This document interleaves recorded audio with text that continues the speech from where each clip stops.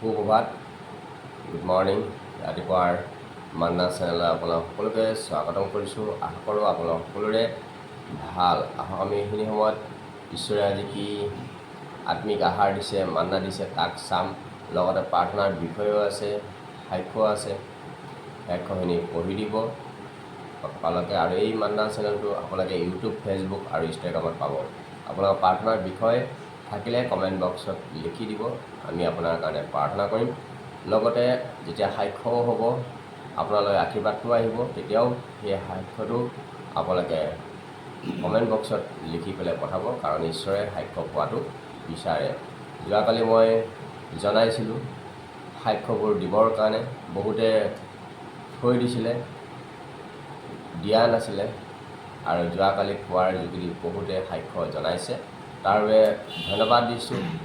যেনেকৈ আমাৰ ভাল লাগিছে আপোনালোকে সাক্ষ্যটো জনোৱাৰ বাবে, ঠিক তেনেদৰে ঈশ্বৰৰ আৰু 10 গুণ ভাল লাগিছে। ঈশ্বৰে ভাল পাইছে আপোনাৰ সাক্ষ্যটো জনোৱাৰ বাবে। যেনেকৈ যোৱাকালি কৈছিলোঁ যে যীশুৱে 10জনক সুস্থ কৰিছিলে, মাত্ৰ এজনে আহি ধন্যবাদ দিছিলে। আপোনাৰ সাক্ষ্যটো দিয়া মানে আপুনি ঈশ্বৰৰ ধন্যবাদ দিয়া। কাৰণ পাচনি কৰ্ম 1:8 কৈছে, যেতিয়া তোমালোকৰ ওপৰত পবিত্ৰ আত্মা আহিব, তেতিয়া তোমালোকে মোৰ সাক্ষী হ'বা বুলি কৈছে, সাক্ষ্য দিব পাৰিব বুলি কৈছে। তাৰ কাৰণে যিসকলে সাক্ষ্যটো জনাইছে তাৰ বাবে তেওঁলোকক ধন্যবাদ দিছোঁ। এইখিনি মই পঢ়ি দিব পালে। পূৰবী গগৈ, তেখেতৰ ঘৰখনত অনেক সমস্যা আছে।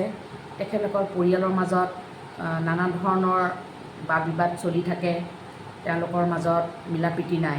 আৰু লগতে ছোৱালীজনী পঢ়া শুনাত মন বহিবৰ কাৰণেও আমি প্ৰাৰ্থনা কৰিম। দ্বিতীয়তে অৰ্চনা কাকতি, তেখেতৰ সাক্ষ্য আছে। তেখেতে আমাক গেট আৰু PGT এক্সামত উত্তীৰ্ণ হ'বৰ কাৰণে আমাক মান্না চেনেলৰ যোগেদি প্ৰাৰ্থনা অনুৰোধ দিছিলে, প্ৰাৰ্থনা কৰিছিলোঁ, তেখেতে কৃতকাৰ্যতা পালে। হয়, আমাক প্ৰাৰ্থনা জনাইছিলে, আমি প্ৰাৰ্থনা কৰিছিলোঁ ঈশ্বৰৰ ওচৰত, আৰু ঈশ্বৰে প্ৰাৰ্থনা শুনিলে। তাৰ বাবে ধন্যবাদ দিছোঁ, ঈশ্বৰকো ধন্যবাদ দিছোঁ, আৰু আপোনাকো ধন্যবাদ দিছোঁ সাক্ষ্যটো আপুনি জনোৱাৰ বাবে। আকৌ এটা অনুৰোধ কৰিছে, তেখেতৰ পষ্টিংটো যেন ভাল জেগাত হয়, তাৰ কাৰণে আমি প্ৰাৰ্থনা কৰিম ঈশ্বৰৰ ওচৰত। ৰমেন বৰা, তেখেতে মনেৰে ভাল পাই থকা পাৰ্টনাৰ পাবৰ কাৰণে আমি প্ৰাৰ্থনা কৰিম, ঈশ্বৰে জানে। ঈশা খনিকৰ সাক্ষ্য আছে, তেখেতৰ ল'ৰাটোৰ ৰূপবোৰ ভাল হ'বৰ কাৰণে প্ৰেয়াৰ ৰিকুৱেষ্ট দিছিলে, কিন্তু প্ৰভুৰ কৃপাত তেখেতে সুস্থতা পালে। মানসিক ৰোগৰ সমস্যা আছিল, সেয়াও সম্পূৰ্ণ সলনি হ'ল, সকলো ভাল পালে। আকৌ এই আছিল তেখেতৰ সাক্ষ্য। হয়, প্ৰাৰ্থনা জনাইছিলে আৰু আমি প্ৰাৰ্থনা কৰিছিলোঁ, ঈশ্বৰে প্ৰাৰ্থনা শুনিলে, আৰু যে তেওঁ সুস্থতা আশীৰ্বাদপ্ৰাপ্ত, আৰু ঈশ্বৰক ধন্যবাদ দিছোঁ। লগতে আপোনাকো ধন্যবাদ দিছোঁ। যেনেকৈ আপোনাক কোৱাৰ কাৰণে আপোনালোকে সাক্ষ্যবোৰ দিলে, সেনেকৈ ক'ব নালাগে, নিজে আপোনালোকে দিব, তেতিয়া আকৌ বেছিকৈ আপোনাৰ জীৱনত ঈশ্বৰে আশীৰ্বাদ কৰিব। শৰৎ ৰংপি, তেখেতৰ ফাইনেন্সিয়েল প্ৰব্লেম আছে, আমি প্ৰাৰ্থনা কৰিম। ননী হাজৰিকা, ল'ৰাটোৰ জ্বৰ আৰু কাহ হৈ আছিলে, প্ৰাৰ্থনাৰ যোগেদি, মান্না চেনেলৰ যোগেদি তেখেতে ভাল পালে। সাক্ষ্য। হয়, তেখেতক আমি বহুত আগতে প্ৰাৰ্থনা কৰা আছিলে, তেখেতে প্ৰাৰ্থনা অনুৰোধ দিছিলে, কিন্তু সাক্ষ্যটো তেখেতে জনোৱা নাছিলে, আৰু এতিয়া জনাইছে, তাৰ বাবে ধন্যবাদ দিছোঁ। ঈশ্বৰে আমাৰ প্ৰাৰ্থনা শুনিলে, তেখেতে এতিয়া সুস্থ পাইছে, আশীৰ্বাদপ্ৰাপ্ত হৈছে, তাৰ বাবে ধন্যবাদ দিছোঁ। ডিটি ৰংপি সাক্ষ্য আছে, তেখেতৰ আল্ট্ৰাচাউণ্ড ৰিপৰ্টটো নৰ্মেল হ'বৰ কাৰণে আমাৰ প্ৰাৰ্থনা অনুৰোধ দিছিলে, মান্না চেনেলৰ যোগেদি আমি প্ৰাৰ্থনা কৰিছিলোঁ, তেখেতৰ ৰিপৰ্টটো নৰ্মেল আহিল। হয়, এইটো প্ৰাৰ্থনা বহুত পুৰণা হয়, কিন্তু তেখেতেও দিয়া নাছিলে, ৰখাই থৈছিলে। যোৱাকালি কোৱাৰ যোগেদি আজি সাক্ষ্যটো দিছে, তাৰ বাবে ধন্যবাদ দিছোঁ। ঈশ্বৰে সাক্ষ্য পোৱাটো বিচাৰে, কাৰণ ঈশ্বৰে আপোনাক আশীৰ্বাদ কৰিছে। কাৰ যোগেদি কৰিছে? মান্না চেনেলৰ যোগেদি কৰিছে। আপোনালোকৰ প্ৰাৰ্থনা শুনিছে মান্না চেনেলৰ যোগেদি, মান্না চেনেলতে আপোনালোকে সাক্ষ্যটো দিব লাগিব। য'ৰ পৰা আপুনি পাইছে আশীৰ্বাদটো, তাতে আপুনি সাক্ষ্যটো জনাব লাগিব। যিখন মেডিকেলৰ পৰা আপুনি সুস্থতাটো হৈছে, সেইখন মেডিকেলত নাযায়, বেলেগ এখন মেডিকেলত যাব নেকি? কেতিয়াও নাযায়। যিখনৰ পৰা আপুনি সুস্থ পাইছে তাতে যাব। ঠিক তেনেদৰে মান্না চেনেলৰ যোগেদি আপুনি আশীৰ্বাদটো পাইছে, মান্না চেনেলতে সাক্ষ্যটো আপুনি জনাব লাগিব। অৰুণালতা, তেখেতৰ ভাগিন প্ৰিয়ংকা দাস, আৰু হ'বলগীয়া বিয়াখনত যিজন মানে পাত্ৰ আহিছে, দিব্যজ্যোতিৰ লগত যেন বিয়াখন হয়, খেলি মেলি নহয় যেন, তাৰ কাৰণে আমি প্ৰাৰ্থনা কৰিম। ঈশা খনিকৰে পুনৰাই আকৌ এটা প্ৰাৰ্থনা অনুৰোধ দিছে। তেখেতৰ ছোৱালীজনীক অসুচী আত্মাই ধৰিছে আৰু লগতে ভয় কৰি আছে আৰু লগতে দুৰ্বল হৈ আছে, তাৰ কাৰণে আমি প্ৰাৰ্থনা কৰিম। এই হৈছে আজি প্ৰাৰ্থনাৰ অনুৰোধ। হয়, এইখিনি প্ৰাৰ্থনা কৰিম। তাৰ আগতে আমি মহান বাক্য চাম। যিসকলে সাক্ষ্যবোৰ দিলে, দেৰিকৈ হ'লেও দিছে, তাৰ বাবে সকলোকে ধন্যবাদ দিছোঁ। কাৰণ ঈশ্বৰে সাক্ষ্য পোৱাটো বিচাৰে। আপোনালোকৰ প্ৰাৰ্থনা কৰা হ'ব আৰু প্ৰাৰ্থনাৰ যেতিয়াই উত্তৰ আহে, তেতিয়াই আপোনালোকে সাক্ষ্যটো কমেণ্ট বক্সত লিখি পঠাব। আপোনালোকে মান্না চেনেলৰ যোগেদি ঈশ্বৰে আপোনালোকক আশীৰ্বাদ কৰিছে, মান্না চেনেলতে আপোনালোকে কমেণ্ট বক্সত লিখি দিব। ধন্যবাদ দিছোঁ। আহক আমি এইখিনি সময়ত ঈশ্বৰে দিয়া মহান বাক্য, আত্মিক আহাৰ কি দিছে তাক আমি চাম। পবিত্ৰ বাইবেল শাস্ত্ৰত ইব্ৰীয়ে লিখা 12 অধ্যায় মই পঢ়ি দিছোঁ। আৰু যি আশ্বাসৰ বাণীয়ে পুত্ৰ বুলি তোমালোকৰ লগত কথা বাৰ্তা কৰিছে বোলে, হে মোৰ পুত্ৰ, প্ৰভুৰ শাসন হেইগান নকৰিবা আৰু তেওঁৰ পৰা অনুযোগ পালে ক্লান্ত নহ'বা। কি বুলি কৈছে? হে মোৰ পুত্ৰ, প্ৰভুৰ শাসন হেইগান নকৰিবা। যেতিয়া ঈশ্বৰে আমাক শাসন কৰে, আপোনাক যেতিয়া ঈশ্বৰে শাসন কৰে, তেতিয়া সেই শাসন আপুনি হেইগান কৰিবলৈ মানা কৰিছে। আৰু তেওঁৰ পৰা অনুযোগ পালে ক্লান্ত হ'বৰ কাৰণে মানা কৰিছে। কিয়নো প্ৰভুৱে যাক প্ৰেম কৰে তেওঁক শাস্তি দিয়ে। প্ৰভুৱে যাক প্ৰেম কৰে তাক শাস্তি দিয়ে। আৰু তেওঁ গ্ৰাস কৰা প্ৰতিজন পুত্ৰক কোবাই, ইয়াক তোমালোকে পাহৰিলা। আৰু যাক তেওঁ গ্ৰাস কৰে প্ৰতিজন পুত্ৰক কোবাই বুলি কৈছে যে ঈশ্বৰে আপোনাক প্ৰেম কৰে। যদি আজি আপোনাৰ জীৱনত সমস্যা হৈছে, বেমাৰ হৈছে, যিকোনো প্ৰব্লেম হৈছে, তে সেইটো আপুনি ঈশ্বৰক ধন্যবাদ দিব লাগে। কাৰণ ঈশ্বৰে আপোনাক প্ৰেম কৰে। কাৰণ প্ৰেম কৰাৰ কাৰণে আপোনাৰ জীৱনলৈ এই সমস্যা বেমাৰ আহিছে। কাৰণ যেতিয়া আমি ভাল থাকোঁ, ভাল অৱস্থাত, কোনেও ঈশ্বৰক নিবিচাৰে, কাকো নালাগে ঈশ্বৰক। যেতিয়া বিপদ পৰা হয় তেতিয়া ঈশ্বৰৰ ওচৰলৈ অহা হয় আৰু ঈশ্বৰে বিচাৰে ঈশ্বৰৰ নামটো লোৱাটো, ঈশ্বৰৰ নামত প্ৰাৰ্থনা কৰাটো। আৰু যেতিয়া ঈশ্বৰৰ নামত প্ৰাৰ্থনা কৰা হয়, ঈশ্বৰ মৰমীয়াল হয় আৰু তেওঁ সেই সমস্যাৰ পৰা, সেই বেমাৰৰ পৰা আমাক সুস্থতা কৰে। তোমালোকে যি সহন কৰিছা, সেই তোমালোকৰ শাসনৰ অৰ্থে তোমালোকে ঈশ্বৰে পুত্ৰবিলাকৰ প্ৰতি তেনেকৈ তোমালোকৰ প্ৰতি ব্যৱহাৰ কৰিছে। কাৰণ যি সহন কৰিছে আপুনি, সেয়া আপোনাৰ ভালৰ কাৰণে কৰা বুলি কৈছে। কাৰণ আপুনি ঈশ্বৰৰ পুত্ৰ বুলি ঈশ্বৰে কৈছে। কিয়নো পিতৃয়ে শাস্তি নিদিয়ে এনে কোন পুত্ৰ আছে, কোনজন দেউতাক আছে যে নিজৰ পিতৃক শাসন নকৰে? যিজন পিতৃ যি ল'ৰা ছোৱালীক শাসন নকৰে, সেনেকুৱা কোন পিতৃ আছে? সেইটো কাৰণে ইয়াতে কৈছে যে ঈশ্বৰেও আপোনাৰ পিতৃ হয়, ঈশ্বৰেও আপোনাক শাসন কৰে বুলি কৈছে। কিন্তু সকলোৱে যি শাসনৰ ভাগী হ'ল, তোমালোক যদি তাৰ ভাগী নোহোৱা, তেন্তে তোমালোক ৰাজহে পুত্ৰ নোহোৱা। যদি আপুনি শাসনৰ ভাগী নহয়, তেনেহ'লে আপুনি পুত্ৰ নহয় বুলি কৈছে। কোনজন পিতৃ আছে নিজৰ পুত্ৰক, নিজৰ ল'ৰা ছোৱালীক শাসন নকৰা? ঠিক তেনেদৰে ঈশ্বৰে আপোনাক শাসন কৰে। কাৰণ আপুনি যেতিয়া ঈশ্বৰৰ পৰা আঁতৰে, তেতিয়া ঈশ্বৰে আপোনাক প্ৰেম কৰাৰ কাৰণে আপোনাক শাস্তি দিয়ে। আৰু শাস্তিৰ যোগেদি আমি ঈশ্বৰলৈ ঘূৰি আহোঁ। সকলোৰে সাক্ষ্য আছে। খ্ৰীষ্টৰ জীৱনত প্ৰতিজনৰে সাক্ষ্য আছে। প্ৰতিজনে খ্ৰীষ্টক বিচাৰি, যীচুক বিচাৰি অহা নাই। প্ৰতিজনকে শাস্তি দিছে ঈশ্বৰে। কাৰোবাক বেমাৰৰ যোগেদি আহিছে, কোনোবাৰ সমস্যাৰ যোগেদি আহিছে। বহুত বেলেগ বেলেগ সাক্ষ্য আছে জীৱনত যীচুলৈ অহা। কাৰণ ঈশ্বৰে আপোনাক প্ৰেম কৰে। কাৰণ আপুনি ভাল অৱস্থাত কোনেও ঈশ্বৰক নিবিচাৰে, সেইটো ঈশ্বৰে জানে। কাৰণ 2 বিৱৰণ 32 অধ্যায় 39 পদত কৈছে, ময়ে মাৰোঁ, ময়ে জীয়াওঁ, ময়ে ঘাঁ লগাওঁ, ময়ে সুস্থ কৰোঁ বুলি কৈছে। মোৰ হাতৰ পৰা উদ্ধাৰ কৰোঁতা কোনো নাই বুলি কৈছে। সেইটো কাৰণে ঈশ্বৰৰ হাতত সকলোখিনি আছে আৰু ঈশ্বৰে আপোনাক প্ৰেম কৰে। যাক প্ৰেম কৰে তাক তেওঁ কোবাই বুলি কৈছে। আৰু যেতিয়া আপোনাক ঈশ্বৰে কোবায়, তেতিয়া আমি নিৰাশ হ'ব নালাগে, হতাশ হ'ব নালাগে। আমি ধন্যবাদ দিব লাগে ঈশ্বৰক। আৰু যেতিয়া আপুনি ধন্যবাদ দিব, তেতিয়া আপোনাৰ সেই সমস্যাটো, সেই বেমাৰটো আপোনাৰ জীৱনৰ পৰা ঈশ্বৰে দূৰ কৰি দিয়া। ধন্যবাদ দিছোঁ সুন্দৰ বাক্যৰ বাবে, ধন্যবাদ দিছোঁ। এইখিনি সময়ত মই পালকত সকল গৈছোঁ প্ৰাৰ্থনাখিনি চলাই দিবলৈ।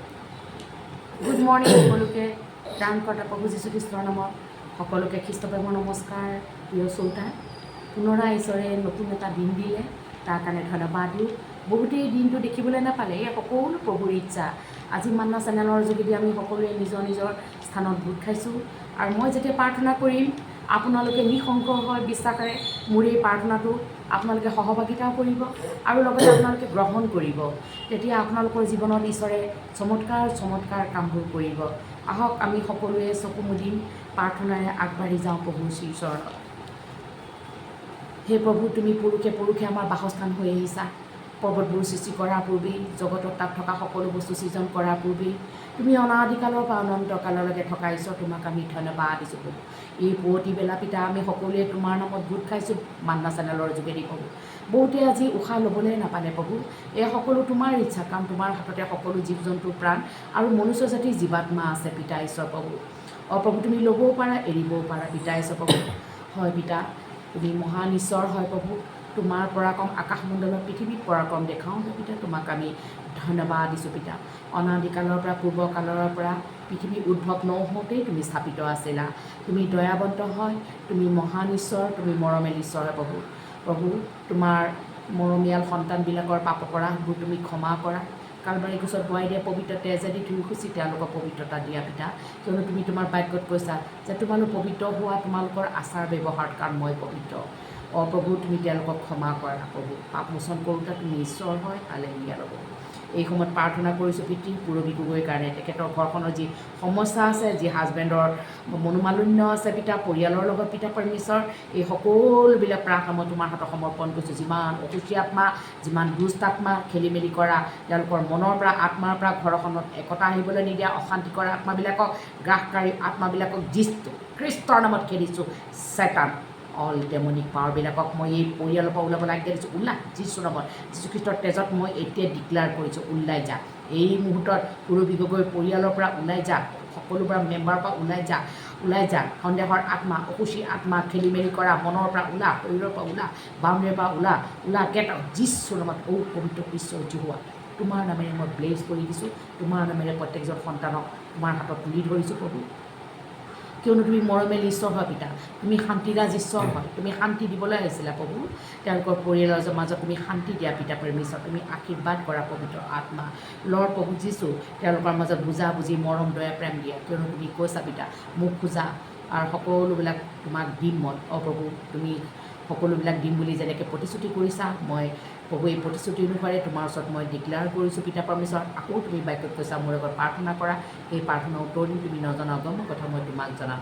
তুমি প্ৰাৰ্থনা উত্তৰ দিম বুলি কৈছা আৰু মই তোমাৰ ওচৰত প্ৰাৰ্থনা কৰিছোঁ, বিশ্বাস কৰিছোঁ এই ঘৰখনত যেন পৰিৱৰ্তন আহে। তোমাৰ নামেৰে ব্লেছ কৰিছোঁ লৰ্ড। বিশেষকৈ মই প্ৰাৰ্থনা কৰিছোঁ পিতৃ লৰ্ড প্ৰভু, অৰ্চনা কাকতি ভাল জেগাত পষ্টিং হ'বৰ কাৰণে যিমান অসুচী আত্মা, দুষ্ট আত্মা, ভাল জেগাত পষ্টিং হ'বলৈ নিদিয়া, বাধা বিঘনি আনিবলৈ বিচৰা সকলো প্ৰি প্লেনবিলাক যীশু খ্ৰীষ্টৰ নামত খেদিছোঁ। মাৰ্কে লিখা 16:17-18 পদ অনুসাৰে সকলো শক্তিক যীশুৰ নামত মই দবিয়াইছোঁ। ওলাই যা যীশুখ্ৰীষ্টৰ তেজত ওলা। পবিত্ৰ ঈশ্বৰ জোৱা প্ৰভু, তোমাৰ নামেৰে ব্লেছ কৰিছোঁ অৰ্চনা কাকতি প্ৰভু। তেখেতক যেনেকৈ তুমি প্ৰভু পৰীক্ষাত পাছ কৰি প্ৰভু, তেখেতক যি প্ৰভু চিলেকশ্যন কৰিলা তাৰ কাৰণে ধন্যবাদ দিছোঁ প্ৰভু। এতিয়া যেন ভাল জেগাত তেওঁ বিচৰা মতে তেওঁ যেন পষ্টিং হয়, তুমি আশীৰ্বাদ কৰা। তোমাৰ নামেৰে ব্লেছ কৰি দিছোঁ। কিয়নো তুমি অসম্ভৱকো সম্ভৱ কৰোঁতা ঈশ্বৰ হয় পিতা।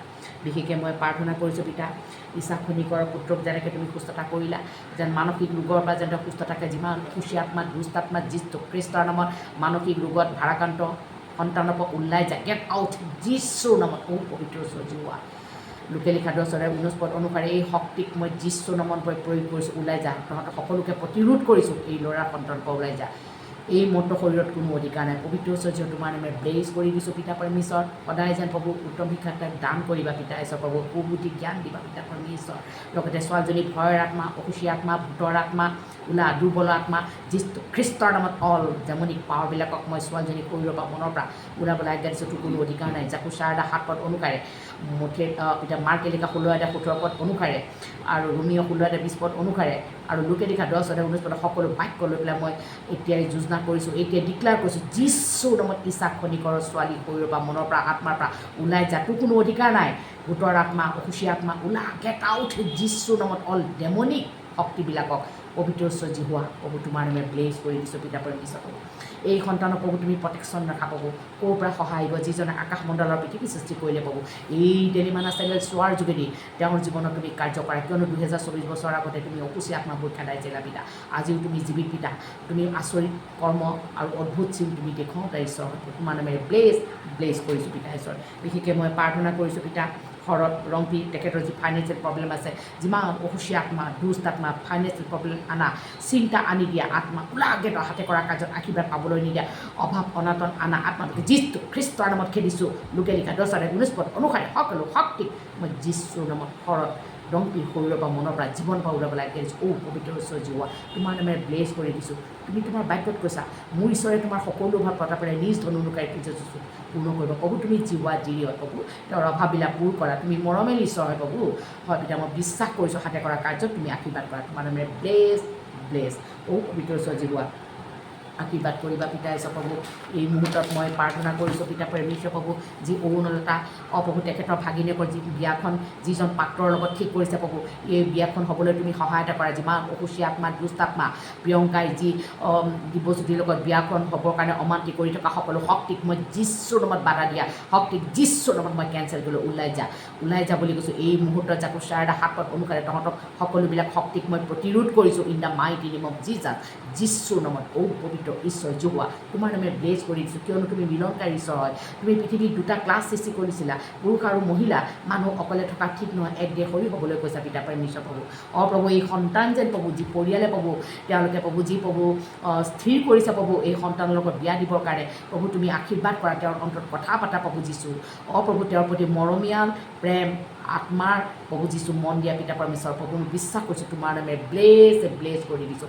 এই ডেলিমানা চেনেল চোৱাৰ যোগেদি তেওঁক অনুৰোধ দিয়াৰ মৰ্মে তেওঁৰ জীৱনত আশীৰ্বাদ অনুগ্ৰহ চমৎকাৰ কৰা প্ৰভু, তোমাৰ নামেৰে মই আশীৰ্বাদ দিছোঁ পিতা পৰমেশ্বৰ, ধন্যবাদ দিছোঁ পিতা পৰমেশ্বৰ, তুমি মোৰ এই প্ৰাৰ্থনা শুনিলা পিতা প্ৰভু। বিশেষকৈ ৰজাসকলক আশীৰ্বাদ কৰা প্ৰভু, তেওঁলোকক সুবুদ্ধি দিয়া আৰু তেওঁলোকক সুস্বাস্থ্য অধিকাৰী কৰি ৰাখিবা, যাতে দেশত অৰাজকতা নহয়। অসমৰ মুখ্যমন্ত্ৰীকে আদিকে কৰি ভাৰতৰ ষ্টেটবিলাকৰ মুখ্যমন্ত্ৰীবিলাকৰ ওপৰত তোমাৰ আশীৰ্বাদ অনুগ্ৰহ থাকিবলৈ দিয়া প্ৰভু, দেশত শান্তি বিৰাজমান হ'বলৈ দিয়া, অপ্ৰীতিকৰ ঘটনা ঘটিবলৈ নিদিবা পিতা পৰমেশ্বৰ প্ৰভু যীশু, হিংসামূলক ঘটনা আৰু সকলো ভাষা ভাষী সকলো ধৰ্মাৱলম্বী লোকসকলৰ মাজত মৰম দয়া প্ৰেমেৰে তুমি আগুৱাই ৰাখা পিতা পৰমেশ্বৰ প্ৰভু, তোমাৰ নামেৰে ব্লেজ কৰিছোঁ পিতা পৰমেশ্বৰ। দুখীয়া দৰিদ্ৰ খাবলৈ ভাত পিন্ধিবলৈ কাপোৰ থাকিবলৈ ঠাই দিয়া, যিবোৰ পৰিয়ালবৰ্গ আজি এই অনুষ্ঠানটো উপভোগ কৰি আছে তেওঁলোকৰ জীৱনত অসুচী আত্মা, দুষ্ট আত্মা, অভাৱ অনাটন হাই কাজিয়া লগাই দিয়া, সন্ধিয়া আত্মা, ভূত পিশাচৰ আত্মা ওলাই যা, হাতে কৰা কাৰ্যত আশীৰ্বাদ পাবলৈ নিদিয়া, কেছ মুকদমা নিচা খোৱা আত্মা ওলাই যা, গেট আউট যীশুৰ নামত, নিবনুৱা সমস্যা দূৰ হ'বলৈ নিদিয়া, চাকৰি পাবলৈ নিদিয়া, অভাৱ অনাটন আত্মা